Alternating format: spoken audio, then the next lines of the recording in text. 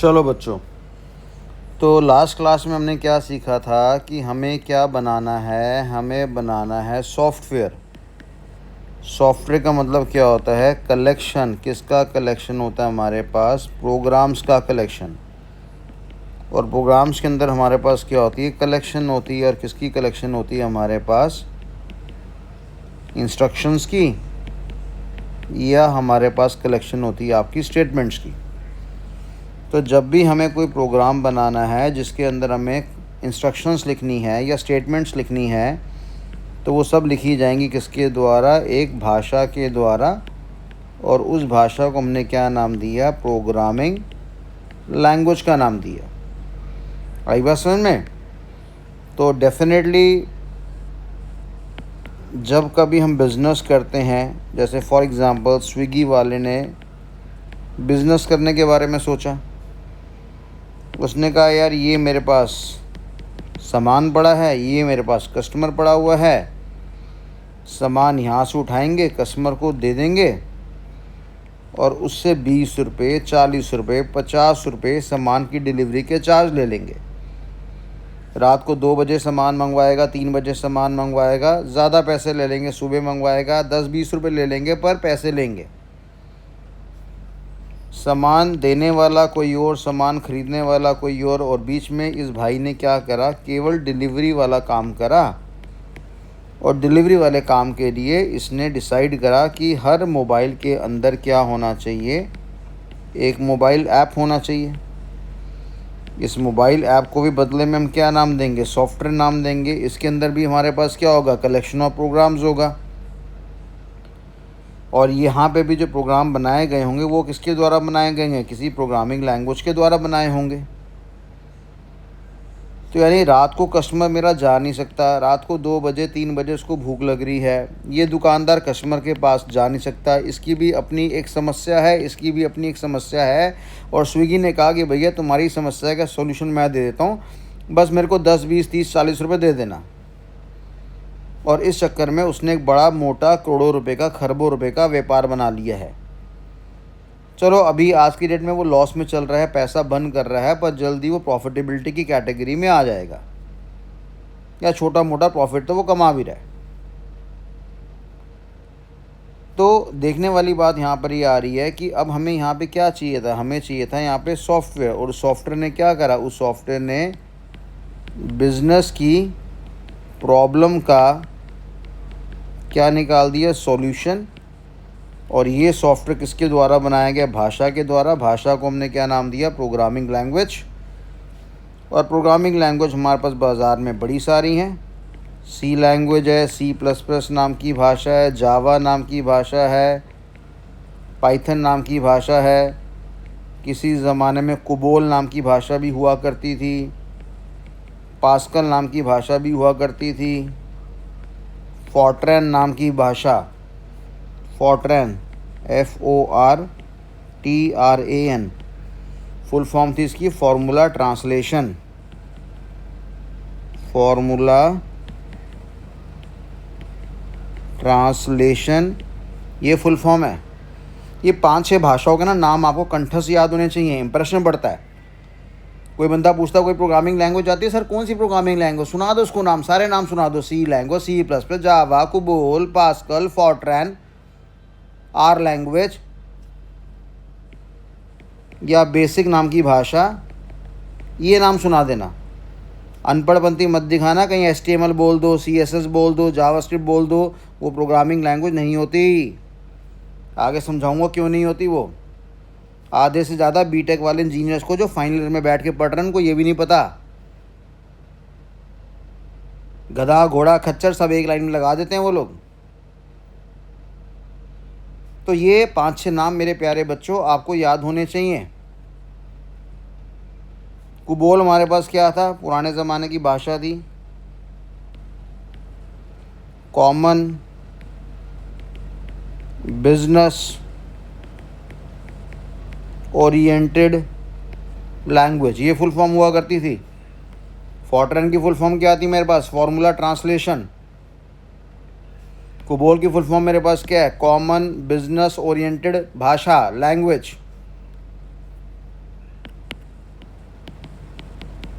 ऐसी एक और नाम है basic, beginners, all purpose, symbolic, instruction, code. हालांकि ये भाषाएं अभी एक्सपायर हो चुकी हैं, इनका ध्यान तो हो गया है, ठीक है बेटा, पर फिर भी पूर्वजों को जानना तो चाहिए। 6-7 नाम बोल लोगे ना, सामने वाला जो इंटरव्यू ले रहा होगा वो घायल हो जाएगा। घायल ही करना है, 15 मिनट में अपने आप को बेच के आना है। कितने का बेचना है अपने आप को, ये हमारी ज़बान बताएगी। तो ज़बान चलनी चाहिए। घर बैठे बैठे शीशे के आगे शक्ल देखकर अपनी प्रोग्रामिंग लैंग्वेज को याद करना कि सर सॉफ्टवेयर बनाना है, सॉफ्टवेयर बनाने के लिए प्रोग्राम लिखना पड़ता है, प्रोग्राम के लिए इंस्ट्रक्शंस होती हैं, इंस्ट्रक्शन प्रोग्रामिंग लैंग्वेज में लिखी जाती है। प्रोग्रामिंग लैंग्वेज के बड़े सारे एग्जांपल्स हैं हमारे पास, C language, C++, Java, COBOL, Pascal, Fortran, Visual BASIC, R language. ये सारे नाम आपको या कंठस्थ याद होने चाहिए। धीरे धीरे हर भाषा में डिफरेंस पढ़ेंगे, स्पेशलिटी पढ़ेंगे। सब्र करना, तूफान बना के छोड़ूंगा आप लोगों को। तो ये सारी भाषाएं बेटा हमारे पास। फिर आपको याद होगा लास्ट क्लास में मैंने एक टॉपिक दिया था आपको, HIERARCHY,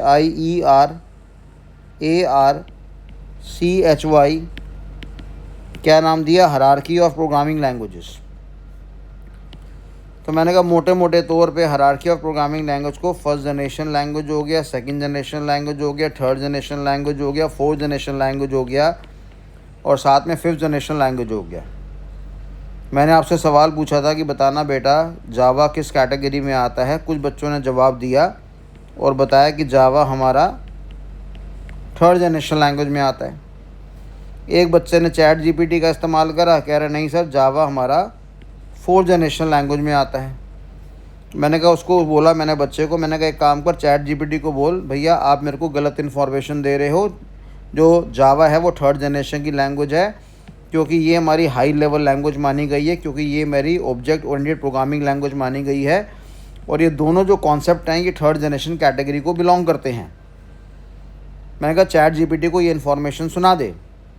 चैट जीपीटी का बदले में मैसेज आया, मैं माफ़ी चाहता हूँ, मैंने आपको गलत जानकारी दे दी थी, जावा जो है वो थर्ड जनरेशन लैंग्वेज की कैटेगरी में है। तो चैट जीपीटी कहीं जगह बड़ी जगह फेल हुआ है बेटा।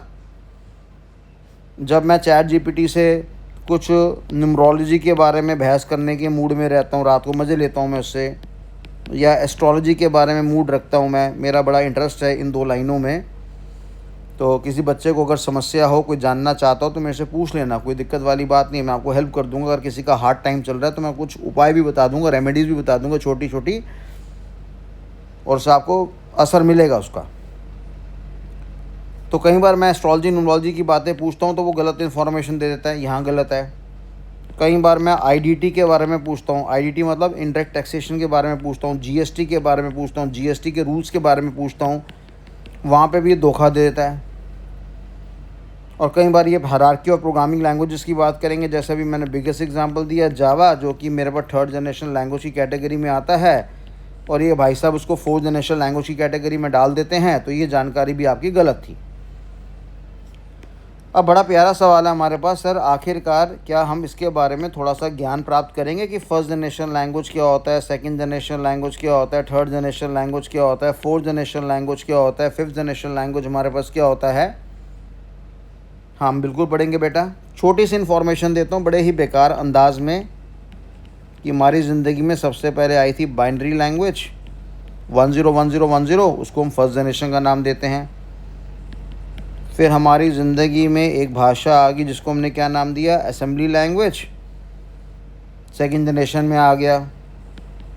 फिर हमारी ज़िंदगी में आपका एक और भाषा आ गया जिसको हम कहते हैं HLL, जिसकी फुल फॉर्म होती है मेरे पास हाई लेवल लैंग्वेज, ये आपका थर्ड जनरेशन में आ गया।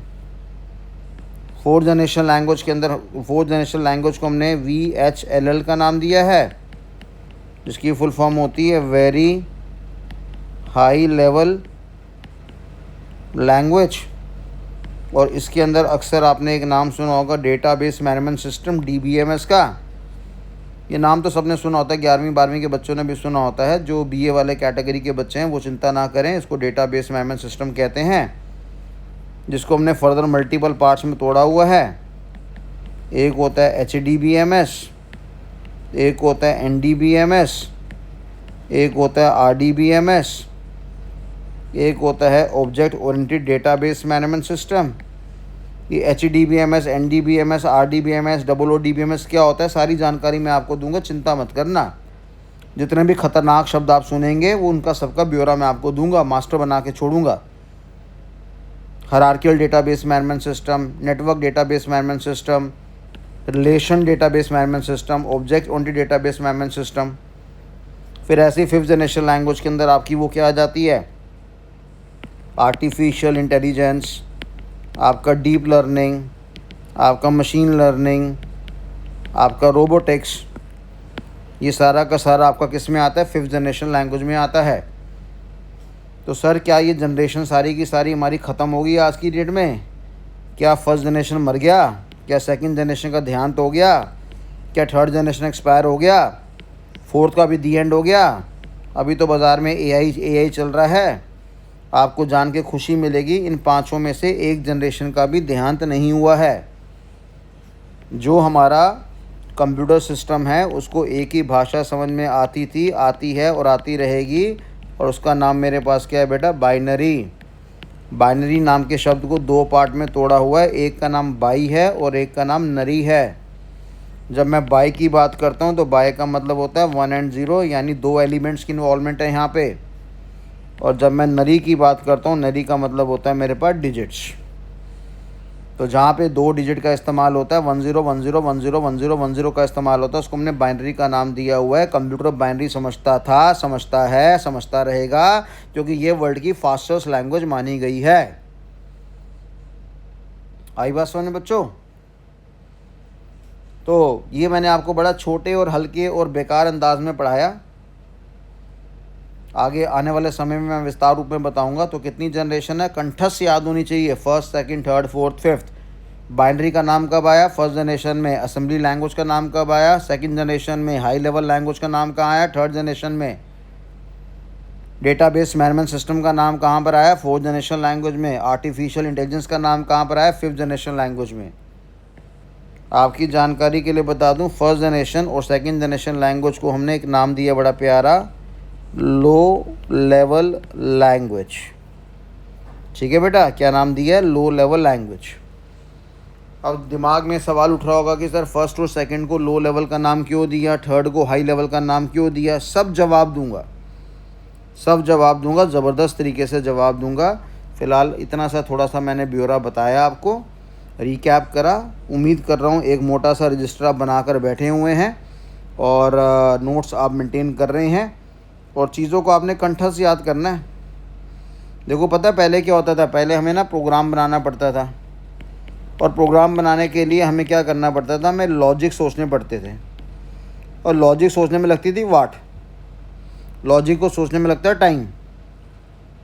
अब हम क्या करेंगे, अब हम घर से ही क्या करेंगे, 400, 500, 600 क्वेश्चन क्या करेंगे, तैयार करके जाएंगे।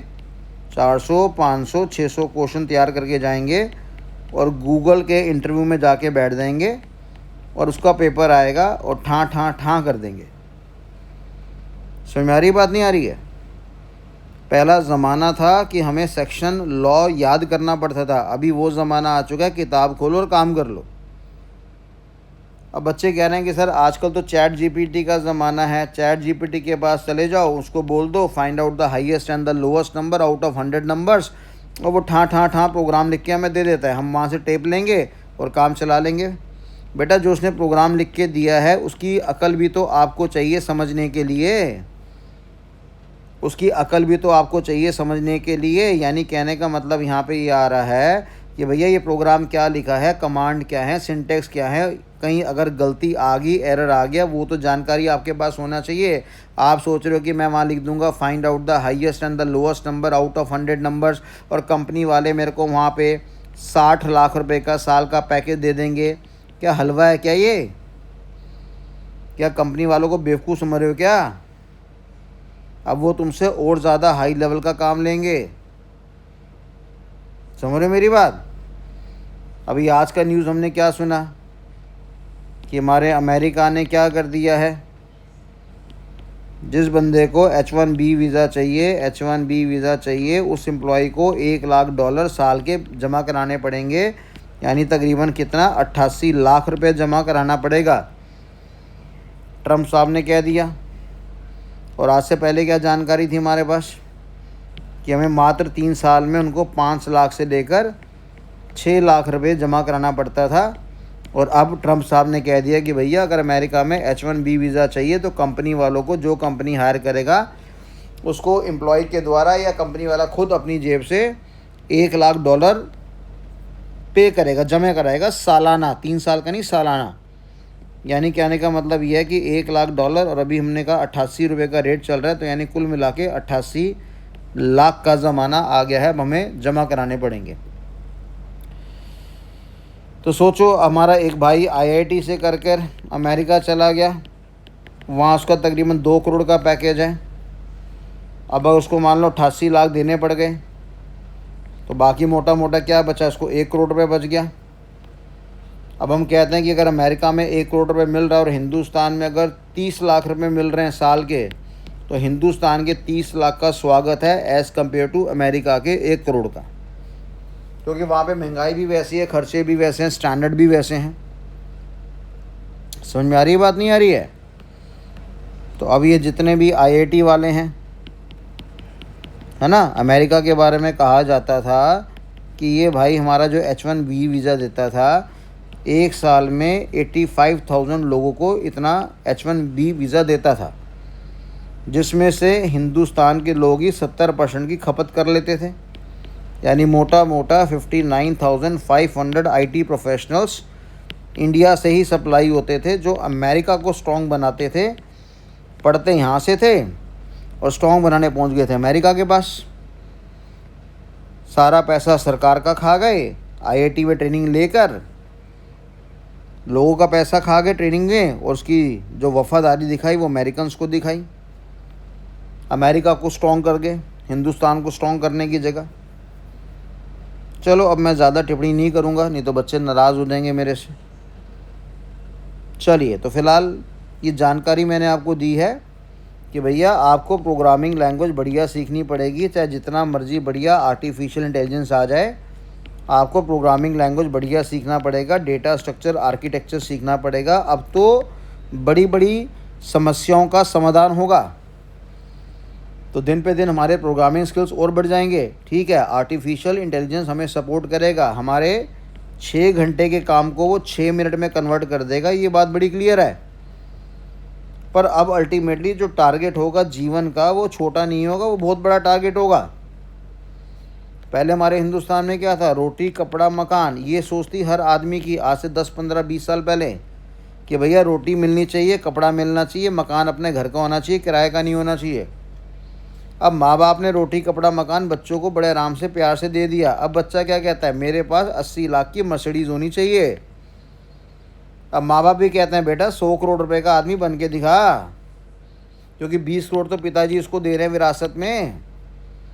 प्रॉपर्टी कमा कमा के 20 करोड़ की प्रॉपर्टी बेटे को दे दी। अब बेटे से क्या उम्मीद करा जा रहा है, अरे भैया तू 20 करोड़ में ही रहेगा क्या, अब इसको 5x तो करके दिखा, 100 करोड़ का आदमी तो बन के दिखा। तो बच्चे के लिए प्रेशर हो गया ना।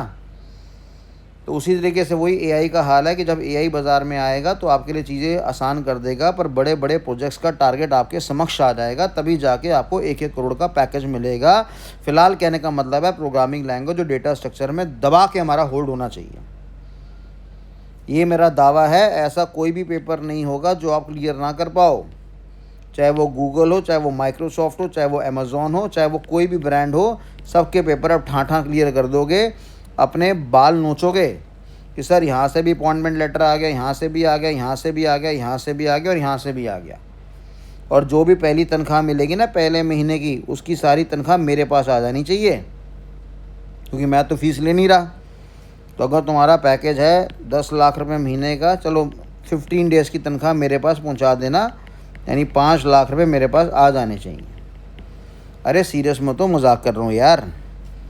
जिस दिन सैलरी पैकेज मिले उल्टा मेरे से आके मिठाई खा लेना, ठीक है बेटा। चलो ऑल द बेस्ट, ये रिवाइज करना।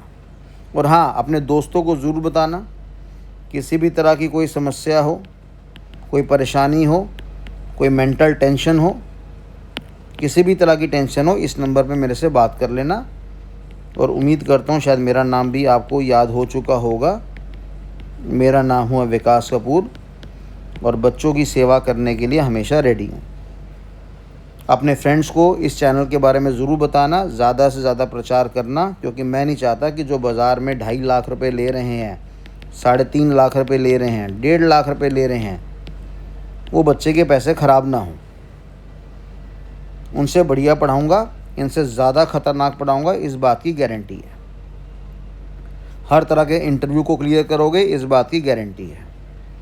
एक अपॉइंटमेंट लेटर नहीं आएगा, मल्टीपल हाथ में अपॉइंटमेंट लेटर्स आएंगे, इस बात की गारंटी है।